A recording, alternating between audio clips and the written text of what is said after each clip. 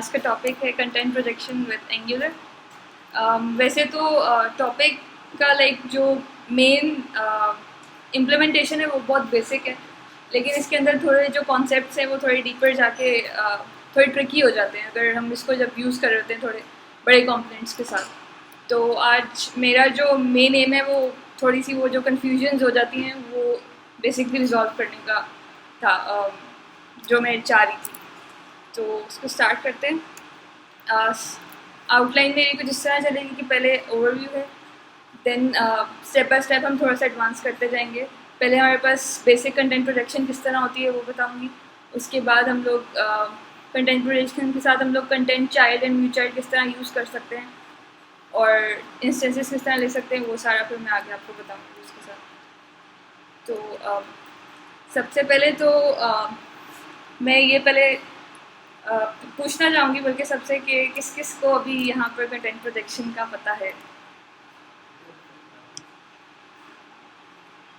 मतलब इतना आइडिया नहीं है, आप लोगों ने किसी प्रोजेक्ट में अभी यूज़ नहीं किया हो। यूज़ किया है लेकिन इतने कॉन्फिडेंटली नहीं कह सकते। तो बेसिकली कंटेंट प्रोजेक्शन इन एंगुलर की पर्सपेक्टिव से पहले अगर हम लोग देखें तो जब से हमारा वेब स्टार्ट हुआ है और जब से हम लोग स्टार्ट कर रहे हैं प्रोग्रामिंग इन वो वेब मॉड्यूल्स वगैरह, उसमें हमारा मेन एम ये था कि हमारी एक तो ऐप ऑप्टिमाइज होनी चाहिए और कोड रीयूजेबल होना चाहिए, क्योंकि डुप्लीकेशन जो है वो एक तो हमारा फजूल का टाइम ले रहा है, स्पेस ले रहा है, तो नहीं करनी चाहिए। तो वो हमारा एंड गोल वही होता है। तो इसकी डिफरेंट डिफरेंट लोगों ने डेफिनेशंस दी हुई हैं कंटेंट प्रोडक्शन की इन टर्म्स ऑफ एंगुलर और वैसे भी। तो सबसे अच्छी जो मुझे लगी थी वो ये थी कि it enables develop to build reusable components, because हम एज ए डेवलपर कर रहे होते हैं। तो इस पर्सपेक्टिव से सबसे अच्छी और छोटी जो डेफिनेशन थी मुझे ये लगी थी। उसके अलावा हमारे पास एंगुलर JS वर्जन 1 में भी ये यूज़ होता था, इतना फेमस नहीं था, लेकिन उसको ट्रांसक्लेशन कहते थे, ट्रांसक्लूजन सॉरी। तो वो JS में यूज़ होती थी, जिससे हम लोग जो है ये सारा कंटेंट प्रोजेक्शन कर रहे होते थे।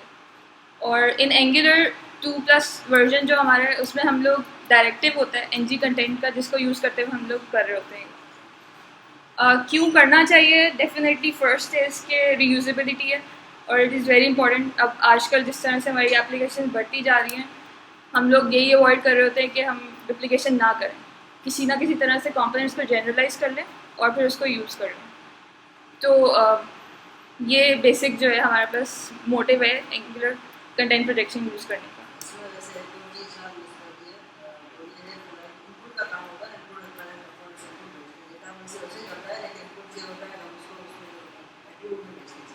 ये होता है कि जब आप डायरेक्ट से जब आप प्रिपेयर करोगे उसको कंपोनेंट करके उसके अंदर सारा कंटेंट आप वहाँ पर प्रिपेयर करवाना सारा अपने चाहे जहाँ कैसे कंपोनेंट बनाना है।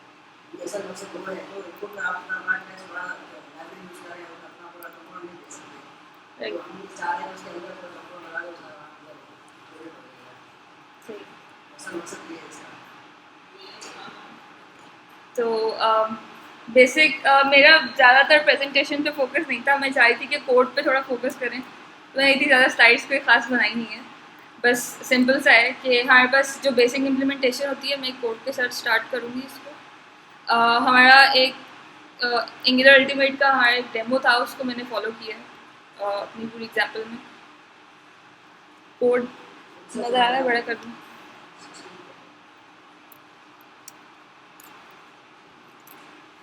आई थिंक स्ट्रक्चर इतना ज़्यादा कॉम्प्लिकेटेड नहीं है। हमारे पास एक ऐप कंपोनेंट है और एक हमारा ऑथ फॉर्म है, जो कि बेसिकली एक फॉर्म है।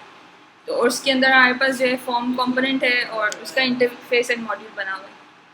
तो इसको मैं हटा रही हूँ, फिर ऐप कंपोनेंट से स्टार्ट करते हैं। हमारे पास बेसिकली ऐप रूट के अंदर हमारे पास 2 फॉर्म्स हैं, एक क्रिएट यूज़र का है, एक लॉगिन यूज़र का है, और ये ऑथ फॉर्म है हमारे पास। ठीक है, और ऑथ फॉर्म में अगर हम लोग देखें तो हमारे पास जो कोड है वो बेसिकली ये है। हमारे पास एक फॉर्म है, हमारे पास फॉर्म के अंदर एक लॉगिन दिया हुआ है हम लोगों ने, लेबल है, 2 इनपुट्स हैं और सबमिट का बटन है। ये बेसिकली हमारा फॉर्म है। अभी इस केस में अगर आप देखें तो ये 2 फॉर्म्स हैं, लेकिन दोनों फॉर्म बिल्कुल आइडेंटिकल हैं, तो पता चल रहा है कि रीयूजेबल हो सकते हैं ये काम। तो उसके लिए हम लोग एनजी कंटेंट का जो डायरेक्टिव है वो यूज़ करेंगे। तो सबसे पहले हम लोगों को जो है इसका बेसिकली अगर हम यहाँ पर देखें तो हमें इधर क्रिएट चाहिए और इधर लॉगिन चाहिए।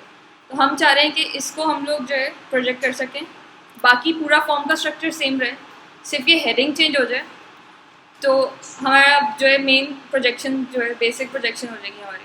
तो हम लोग उसके लिए क्या करते हैं कि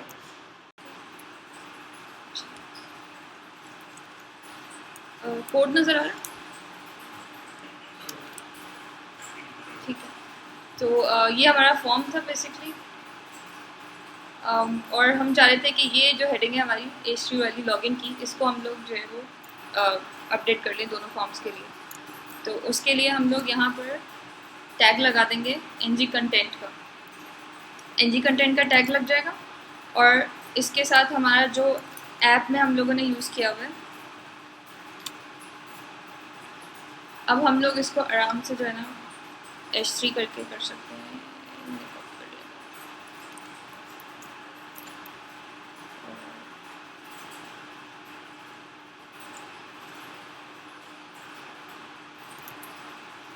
तो अब हमारे पास ऑथ फॉर्म का जो हमारा कंपोनेंट था उसके अंदर अब हम H3 इस तरह से यहाँ पर डाल देंगे। तो एनजी कंटेंट के उस डायरेक्टिव की जगह पर हमारा जो कंटेंट है वो लोड हो जाएगा। इसको हम ऐप में देखते हैं। तो अब हमारे पास हेडिंग्स जो हैं वो अपडेट हो गई हैं। बाकी पूरा हम लोगों का फॉर्म सेम है, बस हम लोगों ने हेडिंग्स को कर लिया इसका। अब इसके साथ हम लोग चाह रहे हैं कि हमारे जो बटन्स हैं इसको भी हम लोगों को प्रोजेक्ट करना है। बट इसके साथ मसला ये आएगा, अगर फॉर एग्जांपल मैं करके देखती हूँ, मैं चाह रही हूँ तो मैं चाह रही हूँ कि मैंने इसको उठाकर बटन की जगह पर डाल दिया।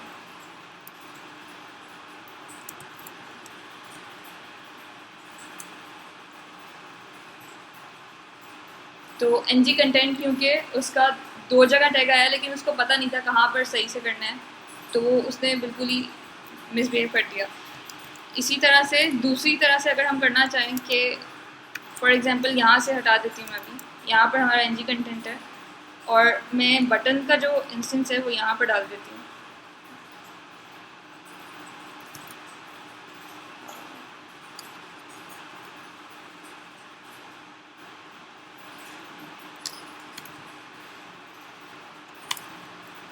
और मैं इसको कर देती हूँ क्रिएट,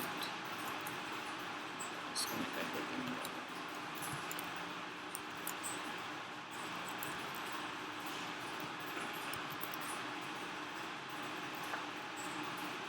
अब हमारे पास ये हो गया कि बटन जो है वो ऊपर ही चला गया। तो हमें तो ऊपर चाहिए नहीं, हमें नीचे वाला जो बटन है उसको हम लोगों को अपडेट करना है। तो इसके लिए हमारे पास होते हैं इंजेक्शन स्लॉट्स या प्रोजेक्शन स्लॉट्स भी उसको कहते हैं। उससे ये होता है कि हम लोग जो हमारा एनजी कंटेंट है उसके साथ हम एक सेलेक्ट का एट्रीब्यूट लगाते हैं और उसके अंदर हम बताते हैं कि हमें यहाँ पर क्या प्रोजेक्ट करना है। तो ये जो सेलेक्ट का एट्रीब्यूट है ये सेम डॉम क्यूरीज की तरह चल रहा होता है कि जब हमें क्लास लेनी होती है तो हम डॉट क्लास कर रहे होते हैं, और अगर हमें कोई आईडी करनी है तो आईडी कर लेते हैं। इन दैट केस हमें हेडिंग करनी है तो हम H3 कर रहे हैं इस पर। और सेम जो है हमारे पास बटन के लिए होगा और हम यहाँ पर इसको कर देंगे बटन का।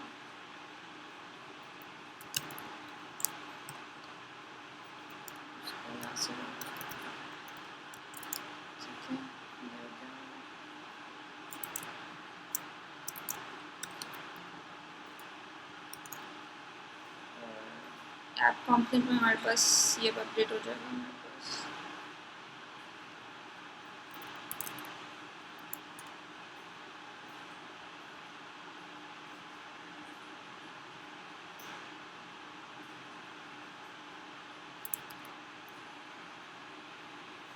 तो हमारे पास यहाँ पर जॉइनर्स का बटन का एक हमने कर दिया और इसको हम लोगों ने कर दिया। अब इसको हम अगर देखेंगे तो हमारे पास बटन अपडेट हो गए जॉइनर्स एंड लॉगिन, और इसके अपने जो भी हम लोगों ने इवेंट इमेजेस लगाए हुए हैं वो भी आराम से चल रहे होंगे। फॉर एग्जांपल अभी मैंने लॉग किया हुआ है तो ज्वाइनर्स पे हमारे पास क्रिएट अकाउंट आ गया है, लॉगिन पे हमारे पास लॉगिन आ रहा है। तो मतलब हमारी स्लॉट्स जो है वो हमारे प्रोजेक्ट हो रहे हैं अब यहाँ पर। नेक्स्ट थिंग हम लोग चाह रहे हैं कि हम लोग यहाँ पर एक चेक बॉक्स डाल दें, जो कि जब रिमेंबर मी का जो चेक बॉक्स होगा वो डालना चाह रहे हैं बेसिकली यहाँ पर। तो उसके लिए हम क्या कर रहे होंगे कि सॉरी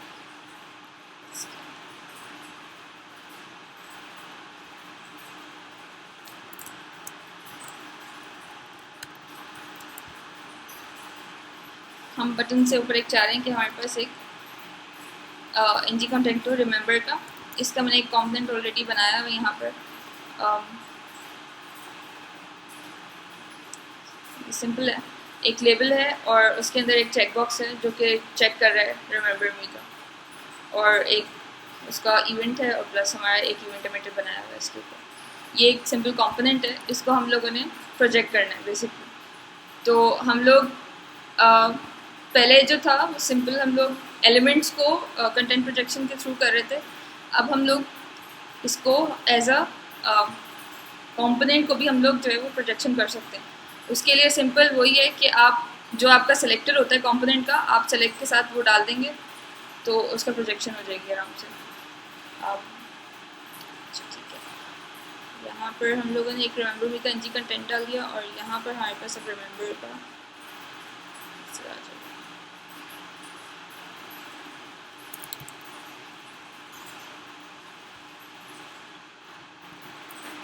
तो ऐप कंपोनेंट के अंदर क्योंकि हम लोग यहाँ पर डाल रहे हैं इसको प्रोजेक्ट के लिए,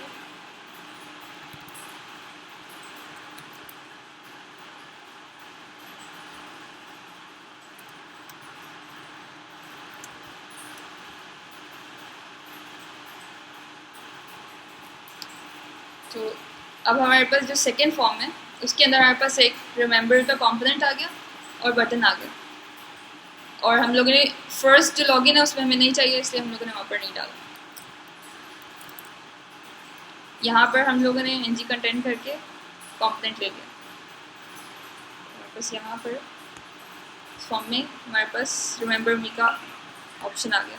इसको आप क्लिक करेंगे तो ये आपके पास जो है सारी इवेंट्स आ रहे हैं। एक उसका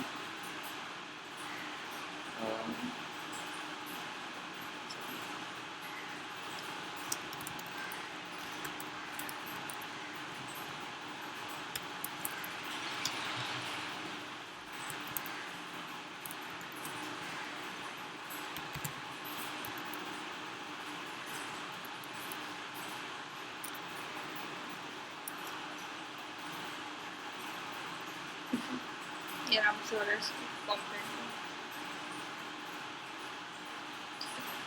तो अभी तक हम लोग एक रिकैप करते हैं अगर, तो अभी तक हम लोगों ने एलिमेंट प्रोजेक्शन कर लिया और हम लोगों ने कंपोनेंट प्रोजेक्शन भी कर लिया।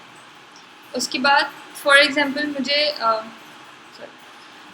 अभी तो हम लोग इसकी जो भी प्रॉपर्टीज़ हैं रिमेंबर मी की वो हम लोग मेन ऐप रूट से कर रहे हैं, क्योंकि हमारा कंपोनेंट अभी यहाँ पर हम लोगों ने जो उसका व्यू है वो यहाँ पर हम लोगों ने दिया हुआ है। लेट्स सपोज हम लोगों को इसकी प्रॉपर्टी के ऊपर जो रिमेंबर मी है इसके ऊपर हम लोगों को कोई मैसेज शो करना होगा। लाइक यहाँ पर हम उसको कोई मैसेज दे दें जब वो चेक करे कि आपकी वैलिडिटी रिमेंबर मी के लिए इतनी होगी, इतनी डेज की होगी। तो उसके लिए हम लोगों को हमारे जो ऑथ्स फॉर्म का कंपोनेंट है उसके अंदर हमें उसकी बेसिकली प्रॉपर्टीज एक्सेस करनी होगी। तो उसके लिए हम लोगों को एक क्लास होती है कंटेंट चाइल्ड की, वो इंपोर्ट करनी पड़ती है।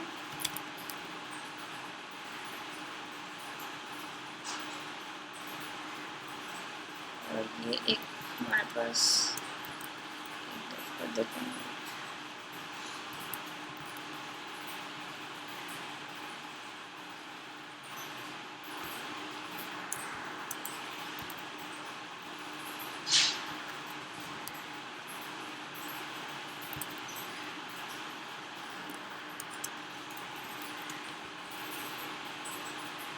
इसको भी हम लोगों को डालना पड़ेगा, ठीक है।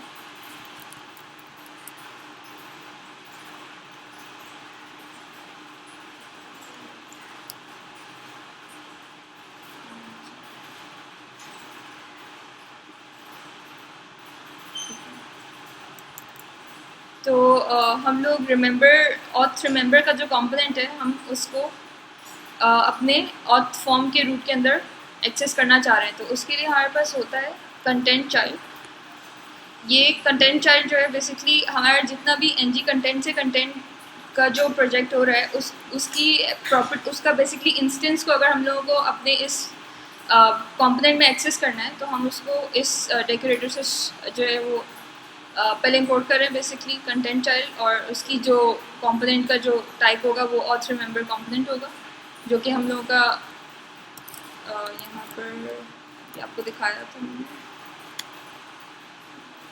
जो सिंपल एक लेबल था और उसके साथ उसकी चेक की वैल्यू थी।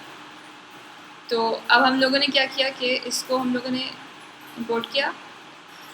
कंटेंट चाइल्ड के साथ हमारी जो लाइफ साइकिल हुक लगती है, ये बहुत इंपॉर्टेंट चीज़ है कि कौन सी हमारी लाइफ साइकिल्स लग रहे हैं। तो इसमें हमारे पास एनजी आफ्टर कंटेंट इनिट की लग रही होती है, तो इसको हम लोग को इम्प्लीमेंट भी करना होगा विद क्लास।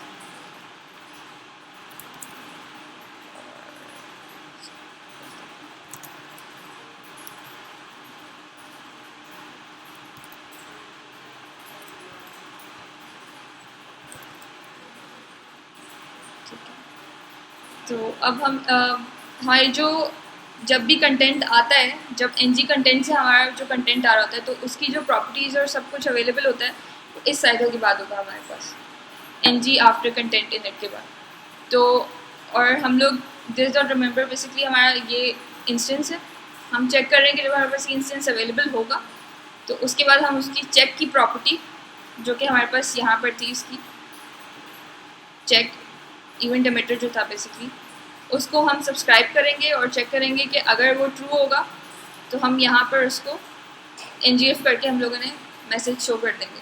अगर वो फॉल्स होगा, अगर उसको हमने आउटपुट रखा हुआ है तो हमें ये करना है क्या चीज़?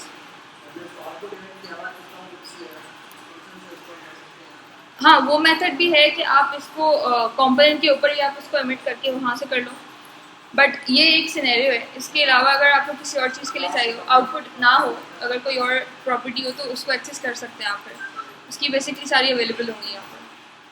तो अगर अब आप देखेंगे यहाँ पर तो हम लोग एक मैसेज जो है वो फॉर्म के अंदर हम लोग इसको शो कर सकते हैं। तो ये बेसिकली कंटेंट चाइल्ड का काम होता है। उसके बाद इसमें एक और सिनेरियो था। बेसिकली हमारे पास चाइल्ड होता है और चिल्ड्रन होते हैं, तो हमारे पास कंटेंट चाइल्ड है, कंटेंट चिल्ड्रन है। कंटेंट चिल्ड्रन बेसिकली मल्टीपल हमारे पास अगर आ जाते हैं, फॉर एग्जांपल मैं चाह रही हूँ कि मेरे पास 2-3 मैसेज हों,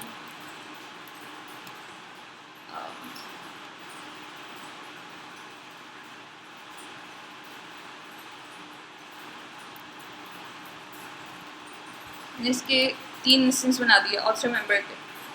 तो कंटेंट चाइल्ड से मैं सिर्फ एक ले सकती हूँ, तो मुझे लेकिन तीनों अगर चाहिए तीनों, तो उसके लिए फिर हम लोग क्यूरी लिस्ट यूज़ करते हैं विद कंटेंट चिल्ड्रन डेकोरेटर। तो इसमें हम लोग कर देंगे कंटेंट चिल्ड्रन, और ये भी कंटेंट चिल्ड्रन हो जाएगा, और इसके साथ हमारा जो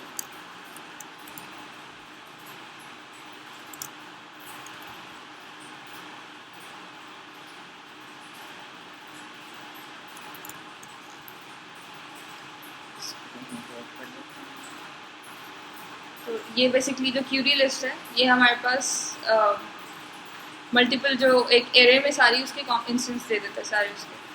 तो अब हम लोग क्यूरी लिस्ट के साथ आराम से इसको कर सकते हैं कंटेंट चिल्ड्रन। डेफिनेटली ये इसको डायरेक्ट अब अवेलेबल नहीं होगा, हमें एज अ एरे करना पड़ेगा इसको, तो उसके लिए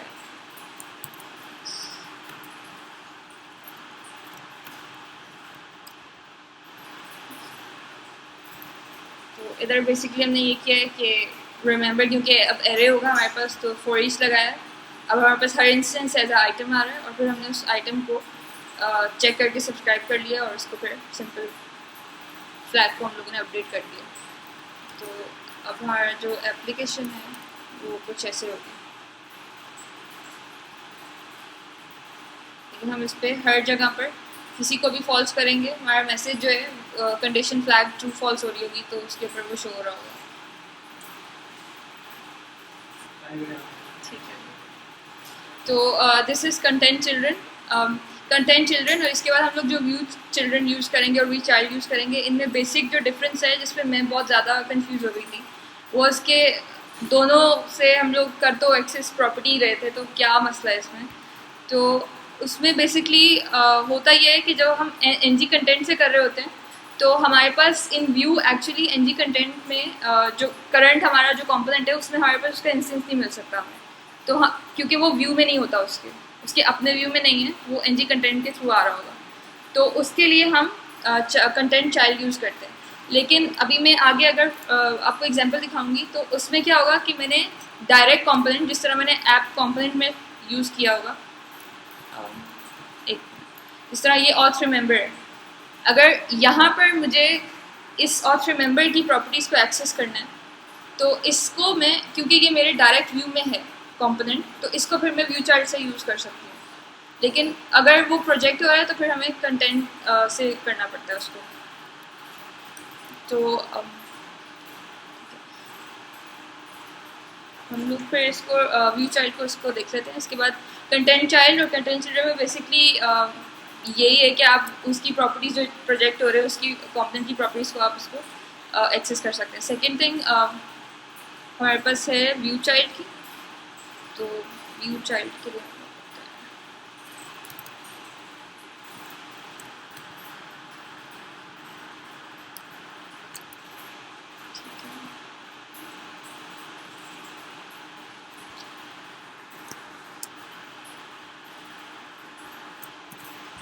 ठीक है। अब व्यू चाइल्ड के लिए एक मैंने जिस तरह आपको ऐप कॉम्पोनेंट में दिखाया उस तरह मैंने यहाँ पर एक बना दिया है, एक ऑफ मैसेज का।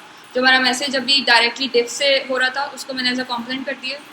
इसमें भी सिंपल कुछ है नहीं सच, ये सिंपल डिव उधर मैंने मूव कर दिया और एक मैंने डेज को जो है वो कर दिया, डेटा डाल दिया उसकी। अब इसके साथ हमारे पास व्यू चाइल्ड का डेकोरेटर लगता है।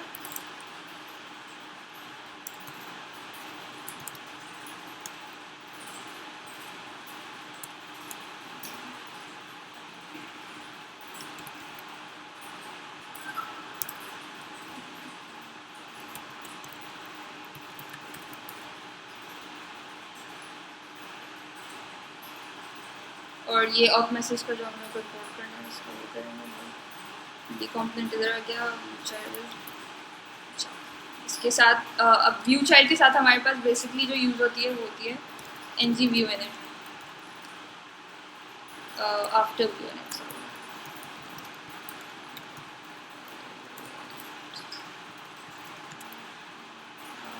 इसको भी हम लोगों को करना पड़ेगा इंक्रीमेंट।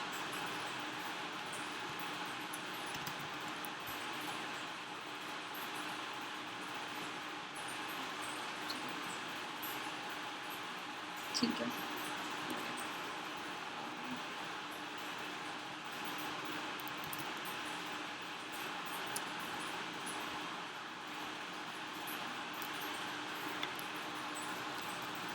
सही। तो इसके अंदर हमारे पास N G after view unit के अंदर हमारे पास जो है ये व्यू चाइल्ड की मैसेज आ जाता है। लेकिन इसमें एक इशू क्यों दिखाती हूँ। अब मैंने क्या किया कि इसका ऑफ मैसेज का जो मेरे पास प्रॉपर्टी थी इसके अंदर उस मैसेज को मैंने अपडेट करना है, तो वो मैं करूँगी इसको दिस डॉट मैसेज, और इसकी रेस को मैं अपडेट करना चाह रही हूँ। तो जब मैं ये करूँगी तो अभी मेरे पास एक मसला आएगा।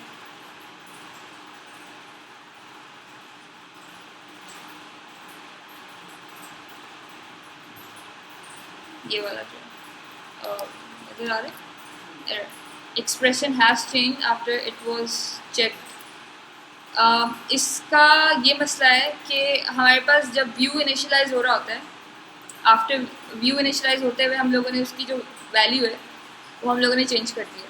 तो एंगुलर का जो चेंज डिटेक्शन है वो इस तरह काम नहीं करता, वो ट्वाइस चेक कर रहा होता है पहले तो कि आपका जो है काम सारा इनिशियलाइज सही हो रहा है कि नहीं, तो वो उसको इधर अलाउ नहीं करता। इसको फिर हम लोग क्या कर सकते हैं, इसको हम N G content after init में कर सकते हैं। लेकिन ये हैक है एक तरह से, प्रॉपर नहीं है ये भी। तो अभी के लिए क्योंकि हमें उसकी प्रॉपर्टी चेंज करनी है, ये एक सिनेरियो है जो कि रेयर है, ज़्यादातर हम लोग नहीं कर रहे होंगे इधर, लेकिन अगर हम कर रहे हैं तो उसको टैकल किस तरह से करते हैं हम लोग। उसको हम एन जी आफ्टर कंटेंट में डाल देंगे उसको। तो पहले हम लोगों ने सेफ्टी चेक कर लिया, उसके बाद हम लोगों ने मैसेज का देख लिया कि डेज ये है, यहाँ से हम हटा देंगे इसको।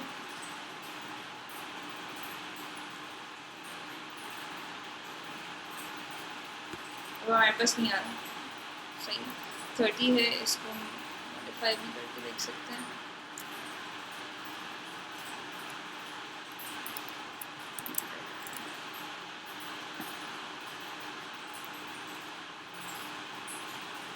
तो 120 डेज आ रहे हैं आराम से, ठीक है। तो इसको हम लोग इस तरह से कर सकते हैं सॉल्व। इसके बाद सेम विद दिस, जिस तरह हमारे पास कंटेंट चिल्ड्रन होते हैं वैसे हमारे पास व्यू चिल्ड्रन भी होते हैं। तो व्यू चिल्ड्रन के लिए फॉर एग्जांपल मैं यहाँ पर एक और कर देती हूँ मैसेज के लिए, और ठीक है तो भी ऐसे करके देखते हैं।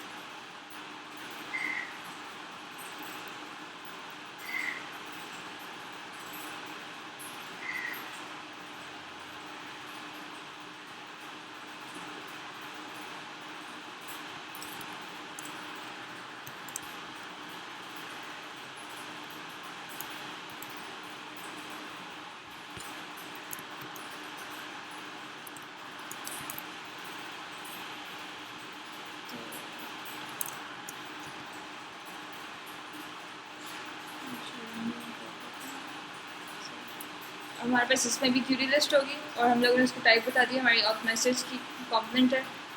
अब इसके बाद हमारे पास सेम वही डेज नहीं आ रहे होंगे।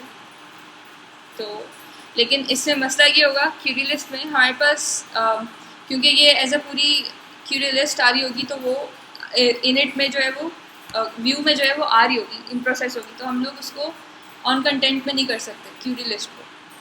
जो हमारे पास व्यू चिल्ड्रन का क्यूरी लिस्ट होगा उसको हम एन जी आफ्टर कंटेंट में एक्सेस नहीं कर सकते बेसिकली। तो फिर वही मसला आएगा कि अगर हम यहाँ से हटा देते हैं और यहाँ पर डालेंगे तो वही एरर जो है आपका एक्सप्रेशन का जो है वो नहीं होता। तो उसके लिए हम लोग चेन डिटेक्टर डालते हैं हमारे कंस्ट्रक्टर में सर्वर से ही।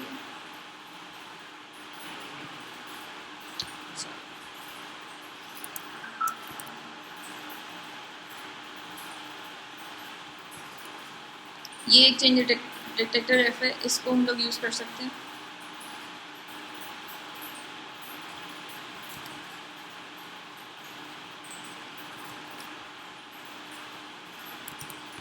और इसके बाद हमारे पास एंटी आफ्टर है।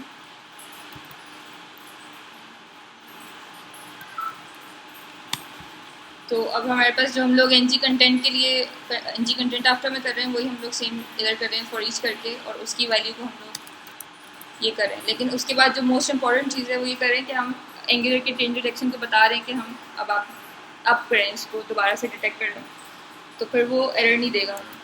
अगर ये नहीं डालेंगे आप फॉर एग्जांपल,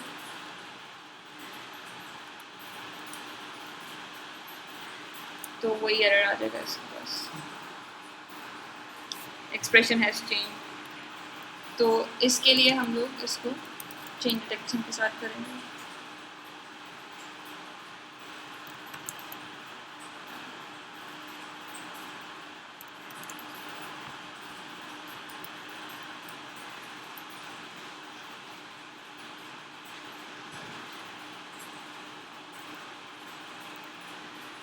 एरर नहीं आएगा और हमारे पास मैसेज शो हो रहा है।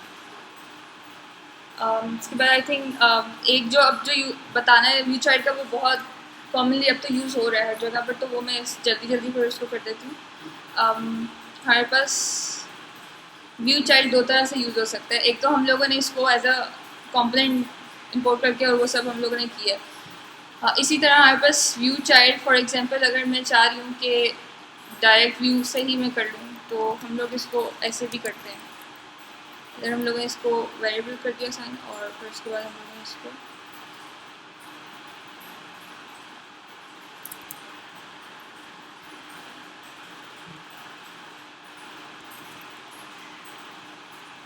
एलिमेंट रेफ हमें चाहिए होता है इसके लिए। तो अब हमारे पास व्यू चाइल्ड से हम लोगों ने ईमेल कर लिया, जो कि हम लोगों ने हमारे टेम्पलेट के अंदर उसको वेरिएबल दिया था। इस वेरिएबल के थ्रू हम लोगों ने इसको एक्सेस कर लेंगे, और सिंपल हम लोगों ने जब लॉग करेंगे उसकी हमारे पास वैल्यू आ जाती है बेसिकली। तो अगर यहाँ पर आप देखेंगे तो ये हमारे पास एलिमेंट रेफरेंस आ रहा है इसका। इसके थ्रू हम लोग नेटिव एलिमेंट को एक्सेस कर सकते हैं, और नेटिव एलिमेंट से बेसिकली हम लोग अपनी उसकी जो इनपुट की वैल्यूज़ हैं उनको अपडेट कर सकते हैं, प्लेस होल्डर डाल सकते हैं। बेसिकली ये एट्रीब्यूट वाला करके दिखा देते हैं।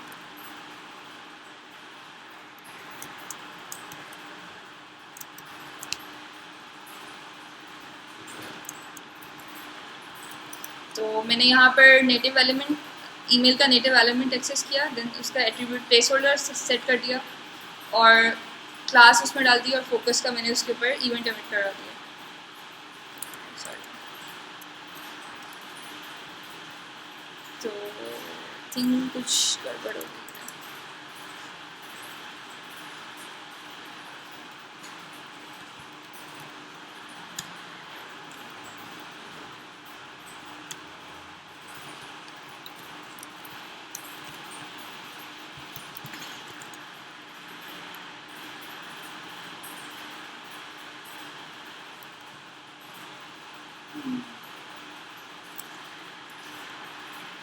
प्लेस होल्डर आ रहा है, फोकस का पता नहीं क्यों हो रहा है। एक अब में एक फोकस नहीं होता अच्छा, मैंने दो लाइट वाला लाइट वाला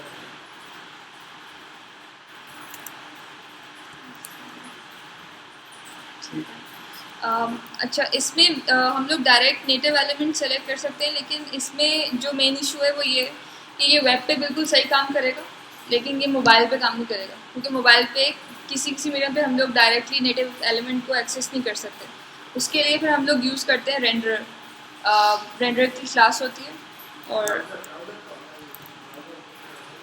हाँ, लेकिन इसको आप नेटिव एलिमेंट को डायरेक्ट अगर मोबाइल पे ट्राई करोगे तो आई डोंट थिंक तो चलेगा, जितना मुझे पता है।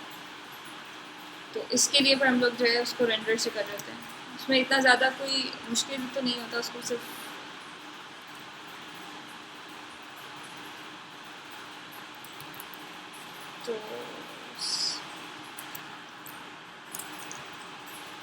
तो हमारे पास